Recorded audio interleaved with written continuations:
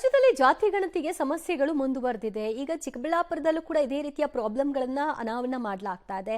ಸರ್ವ ಸಮಸ್ಯೆಯಿಂದ ನಾವು ಸಮೀಕ್ಷೆಯನ್ನ ಮಾಡ್ಲಿಕ್ಕೆ ಸಾಧ್ಯವೇ ಆಗ್ತಾ ಇಲ್ಲ ಅಂತ ಅಳಲನ್ನ ತೋಡ್ಕೊಂಡಿದ್ದಾರೆ. ನಿನ್ನೆ ಲೊಕೇಶನ್ಗೆ ಹೋಗಿದ್ದಾರೆ, ಆದರೆ ಆ ಲೊಕೇಶನ್ನೇ ಬೇರೆ ತೋರಿಸ್ತಾ ಇದೆಯಂತೆ. ಇವತ್ತು ಹೈವೇಲಿ ಲೊಕೇಶನ್ ತೋರಿಸ್ತಾ ಇದೆಯಂತೆ, ನಿನ್ನೆ ಕೆರೆಯಲ್ಲಿ ಲೊಕೇಶನ್ ತೋರಿಸಿದೆ. ಲೊಕೇಶನ್ ಆಧರಿಸಿ ಸರ್ವೆಗೆ ಹೋದಂತಹ ಶಿಕ್ಷಕರು ಈಗ ನಾವಿಲ್ಲಿ ಯಾರನ್ನ ಸರ್ವೆ ಮಾಡಬೇಕು ಅನ್ನುವಂತಹ ಗೋಜ್ಲಿಗೆ ಬಿದ್ದಿದ್ದಾರೆ. ಬೆಳಗ್ಗೆ 7 ಗಂಟೆಗೆ ಸರ್ವೆ ಆರಂಭ ಆದರೂ ಕೂಡ ಒಂದು ಮನೆ ಸರ್ವೆ ಮಾಡೋಕ್ಕಾಗಿಲ್ಲ ಅಂತ. ಮಿನಿಮಮ್ ಒಬ್ಬ ಶಿಕ್ಷಕರಿಗೆ 100ರಿಂದ 150 ಸರ್ವೆಗಳನ್ನ ಮಾಡಬೇಕು ಅನ್ನುವಂಥ ಟಾರ್ಗೆಟ್ ಅನ್ನ ಕೊಡಲಾಗಿದೆ. ಅಂದ್ರೆ ಅರ್ಥ 15 ದಿನಗಳಲ್ಲಿ ಒಬ್ಬೊಬ್ಬರಿಗೆ 10 ಒಂದೊಂದು ದಿನಕ್ಕೆ ಮಾಡಬೇಕು ಅಂತ. ಒಂದನ್ನೇ ಮಾಡ್ಲಿಕ್ಕೆ ಆಗ್ತಾ ಇಲ್ಲ ಅನ್ನುವಂತಹ ಸಮಸ್ಯೆಗಳನ್ನ ಎತ್ತಿ ಹಿಡಿತಾ ಇದ್ದಾರೆ. ಲೊಕೇಶನ್ ಹುಡುಕೋದೇ ಗಣತಿದಾರರಿಗೆ ಇರುವಂತಹ ಒಂದು ದೊಡ್ಡ ತಲೆನೋವಾಗಿದೆ. ಸರ್ವರ್ ಸಮಸ್ಯೆಯಿಂದ ಹೈರಾಣಾಗಿದ್ದಾರೆ ಗಣತಿದಾರರು.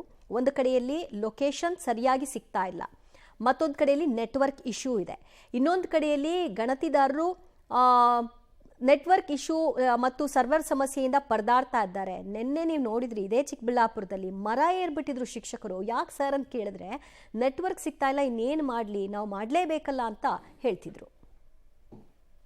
ಗೊಂದಲ ವಿರೋಧಗಳ ನಡುವೆ ಕೂಡ ಈಗಾಗಲೇ ಕೂಡ ರಾಜ್ಯದಲ್ಲಿ ಸಾಮಾಜಿಕ ಶೈಕ್ಷಣಿಕ ಸಮಿತಿ ಆರಂಭವಾಗಿದೆ. ಆದರೆ ಗಣಿತಿಗೆ ಹೋದಂತ ಶಿಕ್ಷಕರಿಗೆ ಇವತ್ತು ಬಹಳಷ್ಟು ಸವಾಲುಗಳು ಎದುರಾಗ್ತಾ ಇದೆ. ಅದರಲ್ಲೂ ಕೂಡ ತಾಂತ್ರಿಕ ಸಮಸ್ಯೆಗಳು ಎಡೆಬಿಡದೆ ಕಾಡ್ತಾ ಇದೆ. ಇವತ್ತು ಚಿಕ್ಕಬಳ್ಳಾಪುರದಲ್ಲಿ ಇವತ್ತು ನಾನಿದ್ದೀನಿ, ಒಂದು ಪಬ್ಲಿಕ್ ಟಿವಿ ರಿಯಾಲಿಟಿ ಚೆಕ್ ಅನ್ನ ಮಾಡ್ತಾ ಇದೆ. ಇವತ್ತು ಶಿಕ್ಷಕರೇನೋ ಬೆಳಗ್ಗೆ 7 ಗಂಟೆಗೆ ತಮ್ಮ ಗಣತಿ ಕಾರ್ಯವನ್ನು ಮಾಡಬೇಕು, ಬೇಗ ಮುಗಿಸ್ಬೇಕು ಅನ್ನೋಂಥ ಆತುರದಿಂದ ಧಾವಂತದಿಂದ ಇವತ್ತು ಮನೆಗಳ ಬಳಿ ಬರ್ತಾ ಇದ್ದಾರೆ. ಆದರೆ ಯಾವುದೇ ಮನೆಗಳ ಬಳಿ ಹೋದ್ರೂ ಕೂಡ ಇವತ್ತು ಸರ್ವರ್ನ ಸಮಸ್ಯೆ ಕಾಡ್ತಾ ಇದೆ. ಹಾಗಾಗಿ ಅವರಿಗೆ ಅಂದುಕೊಂಡಂತಹ ಸಮಯಕ್ಕೆ ಇವತ್ತು ಸಮೀಕ್ಷೆಯನ್ನು ಪೂರ್ಣ ಮಾಡಲಿಕ್ಕೆ ಆಗ್ತಾ ಇಲ್ಲ. ಹಾಗಾಗಿ ಗಂಟೆಗಟ್ಟಲೆ ಕಾದರೂ ಕೂಡ ಒಂದು ಮನೆಯನ್ನು ಕೂಡ ಇವತ್ತು ಒಂದು ಸಮೀಕ್ಷೆಯನ್ನು ಮಾಡಲಿಕ್ಕೆ ಕೂಡ ಸಾಧ್ಯ ಆಗ್ತಿಲ್ಲ ಅನ್ನೋಂಥ ಹಳಲನ್ನು ತೋಡ್ಕೊಳ್ತಾ ಇದ್ದಾರೆ. ಹೀಗಾಗಿ ಇವತ್ತು ಶಿಕ್ಷಕರು ನಮ್ಮ ಜೊತೆ ಇದ್ದಾರೆ, ಅವ್ರನ್ನೇ ಮಾತಾಡಿಸುವಂಥ ಪ್ರಯತ್ನವನ್ನು ಮಾಡ್ತೀನಿ. ಮೇಡಮ್, ತಾವು ಬೆಳಗ್ಗೆ ಸಮೀಕ್ಷೆಗೆ ಎಷ್ಟೊತ್ತಿಗೆ ಬಂದ್ರಿ, ಏನು ಸಮಸ್ಯೆ ಆಗಿದೆ? ಸರ್ 7 ಗಂಟೆಗೆ ಬಂದ್ರಿ ಸರ್. ಒಂದು OTP ಬಂದರೆ ಇನ್ನೊಂದು ಬರಲ್ಲ, ಸ್ವಿಚ್ ಆಗಲ್ಲ ಸರ್. ಮತ್ತೆ ಮನೆ ಎಲ್ಲಿದೆ ಅಂತ ಹುಡ್ಕೊಂಡು ಹೋಗ್ಬೇಕು, ಅದು ಲೊಕೇಶನ್ಗೆ ಇದಾಗ್ತಿಲ್ಲ ಸರ್. ಸರ್, ಇಡೀ ತಾಲೂಕಲ್ಲಿ ಇದೇ ಸಮಸ್ಯೆ ಅಂತ ಹೇಳ್ತಾ ಇದ್ರಿ, ಏನೆಲ್ಲ ಆಗ್ತಿದೆ ಇವತ್ತು ಸರ್? ನಾನು ಇದು ಸೂಪರ್ವೈಸರ್ ಆಗಿ ಕೆಲಸ ಮಾಡ್ತಾ ಇದ್ದೀನಿ, ಮಂಜುನಾಥ್ ಅಂದ್ಬಿಟ್ಟು. ನಾನು ಸುಮಾರು ಬೆಳಗ್ಗೆಯಿಂದ ಒಂದು 300 ಕಾಲುಗಳು ಬಂದಿದೆ.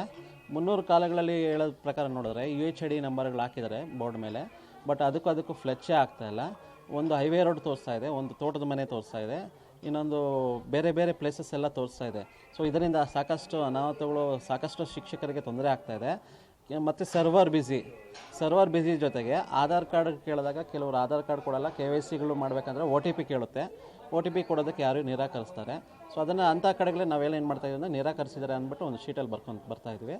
ಬಟ್ ಇನ್ನೊಂದು ಎರಡನೇದು ಏನು ಸಮಸ್ಯೆ ಏನಂದರೆ ರೇಷನ್ ಕಾರ್ಡು ಸಾಮಾನ್ಯವಾಗಿ ಫ್ಲೆಚ್ ಕೂಡ ಆಗ್ತಾಯಿಲ್ಲ. ಮತ್ತು ಸರ್ವರ್ ಹೆವಿ ಬ್ಯುಸಿ. ಅಂದರೆ ಬೆಳಗ್ಗೆ 7 ಗಂಟೆಗೆ ನಾನು ಕೂಡ ಬಂದಿರೋದು, ಒಂದು ಮನೆ ಕೂಡ ಇದುವರೆಗೂ ಮಾಡೋಕ್ಕಾಗಿಲ್ಲ. ಇವ್ರ ಮನೆ ಹತ್ರ ಸುಮಾರು 2 ಅವರಿಂದ ಇಲ್ಲಿ ಕಾದು ಕೂತಿದ್ವಿ. ಅವರು ಸಾಕಷ್ಟು ಪಾಪ ಎಷ್ಟೋ ಮಾಹಿತಿ ಕೊಡ್ತಾಯಿದ್ರು, ಮಾಹಿತಿ ಇಲ್ಲಿ ತೊಗೊತಾ ಇಲ್ಲ. ಈ ರೀತಿಯಾಗಿ ಆ್ಯಪ್ಗಳಲ್ಲಿ ಸಾಕಷ್ಟು ತೊಂದರೆಗಳು ಎದುರಾಗ್ತಾ ಇದೆ ಸರ್. ಇಷ್ಟು ಶಿಕ್ಷಕರು ಬೆಳಗ್ಗೆ ಸಮೀಕ್ಷೆಗೆ ಅಂತ ಎಷ್ಟೊತ್ತಿಗೆ ಬಂದರು ಮೇಡಮ್ ಅವರು? ನೀವೆಲ್ಲ ಸಹಕಾರ ಮಾಡ್ತಾ ಇದ್ರೆ ಏನಾಗ್ತಿದೆ ಅಂತ? ಏನೂ ಆಗ್ತಾ ಇಲ್ಲ ಸರ್. ಎಷ್ಟೊತ್ತು ನಿಂತ್ಕೊಳೋದು, ನಮ್ಗೇನು ಕೆಲಸ ಇದಲ್ವಾ? ಎಷ್ಟೊತ್ತು ನಿಂತ್ಕೊಳೋದು? ಏನು ಈ ಥರ ಮಾಡಿದ್ರೆ ಅವ್ರಿಗೂ ನಮಗೂ ಅಡುಗೆ ಮಾಡೋದು, ಮಕ್ಳನ್ನ ಕರ್ಕೊಂಬರೋದು ಎಷ್ಟಿರ್ತದೆ? ಎಷ್ಟೊತ್ತಂತ ಇರೋದು? ಏನನ್ನ ಆದರೆ ಸರಿಯಾಗಿ ಆಗಬೇಕು, ಇಲ್ಲಾಂದರೆ ಬೇಡ.